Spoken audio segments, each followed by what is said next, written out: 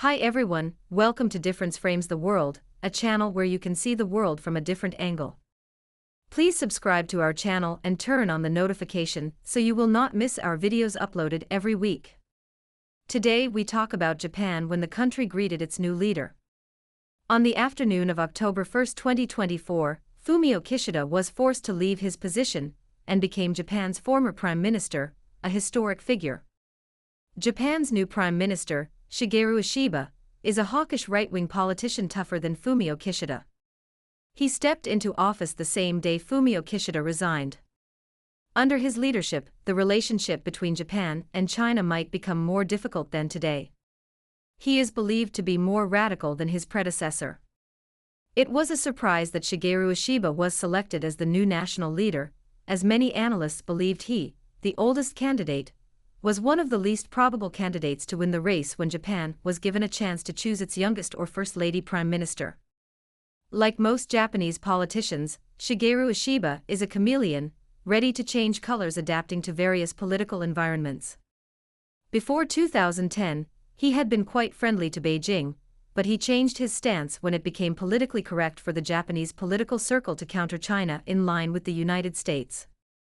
In November 2011, Joe Biden's boss, then U.S. President Obama, delivered a Pivot to Asia speech in Australia, declaring the U.S. is and will always be a Pacific nation.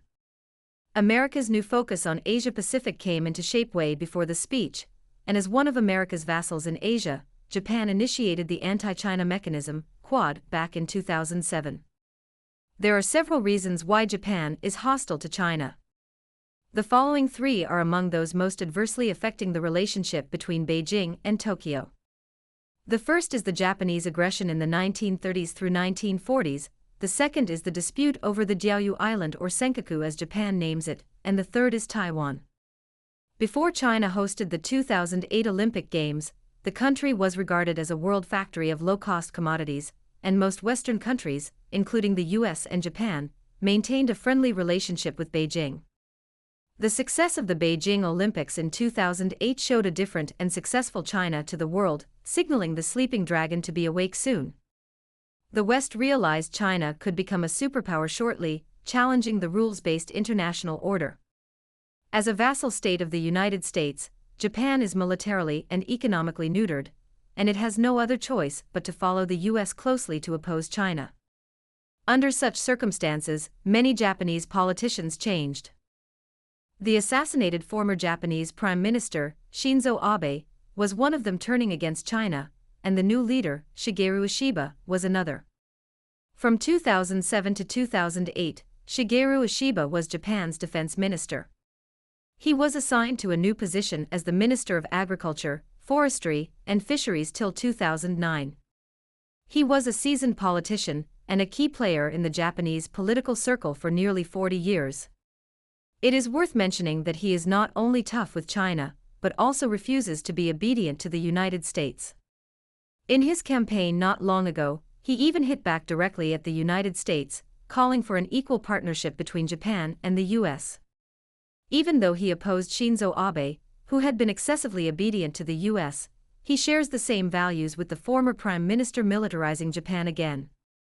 The Japanese self-defense forces are sending out alarming signals, and their attitude toward China is quite complicated.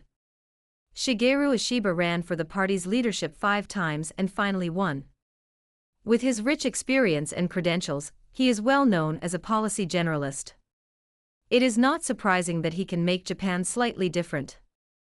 We use the word slightly here because he manages a country fully controlled by the US. He has no power and guts to force the US troops out of Japan as he daydreamed.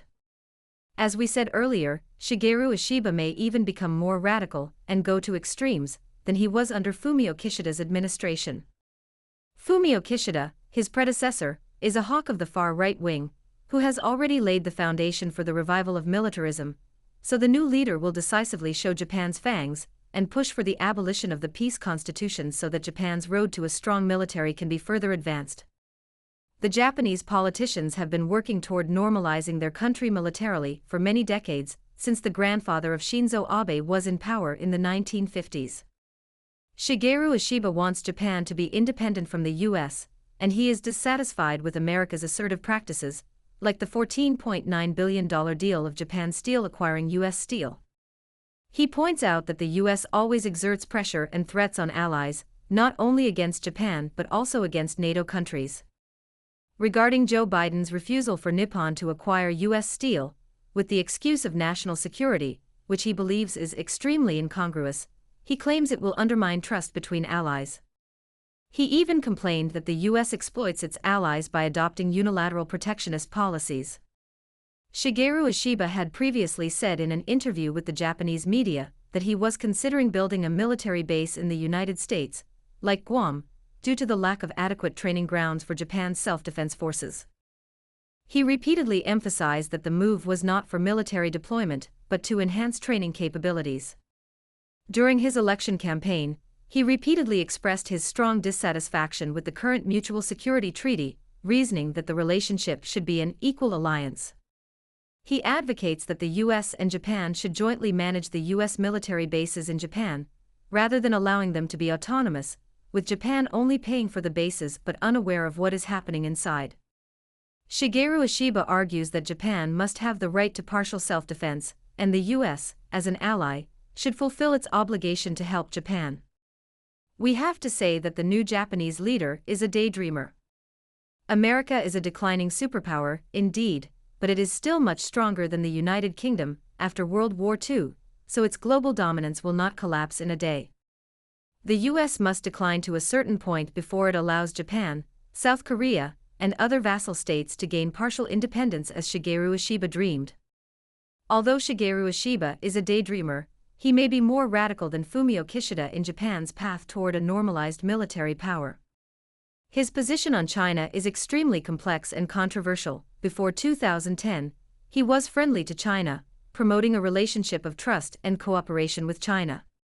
He began exaggerating the so-called China threat with the quick rise of China's military power, and became more radical than other Japanese politicians.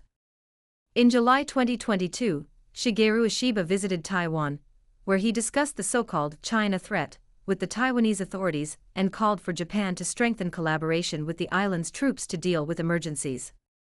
In August 2024, he showed up on the island again, asserting that Japan's military power was rising rapidly, and he even compared the Ukraine issue to the Taiwan Strait situation, giving a wrong signal to the Taiwan authorities.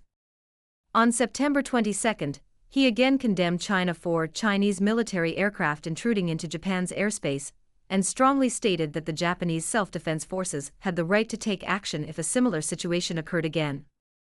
It seems Japan is ready to confront China in the Taiwan Strait. On September 25, 2024, Japan, Australia, and New Zealand formed a joint fleet and crossed the Taiwan Strait, the first time the Japanese self-defense forces sailed through the Taiwan Strait since its establishment after Japan's defeat in World War II. In response, the Western media acclaimed it as a signal of the new stage in Japan's strategic deterrence against China. After Shigeru Ishiba took office, Japan might become more aggressive, especially in the Taiwan Strait and South China Sea, sending wrong signals to Taiwan and the Philippines. We have said many times in previous videos that China has never invaded any nations in the past centuries, even when it boasted the most potent fleet in the Ming dynasty. The world-renowned Chinese general, Cheng Ho, led the world's most powerful ships 7 times, making friends with dozens of countries, and killing no one during his trips. If Chinese emperors had been like the kings of Holland, Portugal, Spain, England, and France, to name a few, China would have been much bigger than today's Russia, and there would have been tons of treasures from abroad in Chinese museums as those in Western countries. The Western media constantly exaggerate the so-called China threat because they believe China will seek global dominance over certain nations. It is particularly valid with Japan, which is afraid of China taking revenge for Japanese invaders' atrocities during the Second World War. Shigeru Ishiba calls for a NATO-like alliance in Asia when the U.S. military power is diminishing in the Asia-Pacific region. In the past several months, the U.S. has not deployed any aircraft carriers in the region since USS Reagan was called back to the United States in May 2024. Although the U.S. has 11 aircraft carriers, it has not deployed one in Japan to counter China in the past 5 months, which is rare in the past 8 decades. That is why Japan wants to form an Asian version of NATO to fill the gap, and very likely, the US will have to give more room to Japan, allowing it to normalize its military to some extent. The United States needs a proxy war with China in the West Pacific, and Taiwan is too small to become the agent to weaken China. Japan is ideal as the cannon fodder, but we are still skeptical whether Shigeru Ishiba is stupid enough. Probably, the new Japanese leader outsmarts his American counterpart, using the Taiwan issue to gain some freedom, equality and independence from the US. When Japan becomes a normal military power and revives its militarism and imperialism, its first target may not be China, but the United States. If it comes true someday, America's military bases in Japan will become the most dangerous places in the world, and thousands of US soldiers may not be able to find their way home.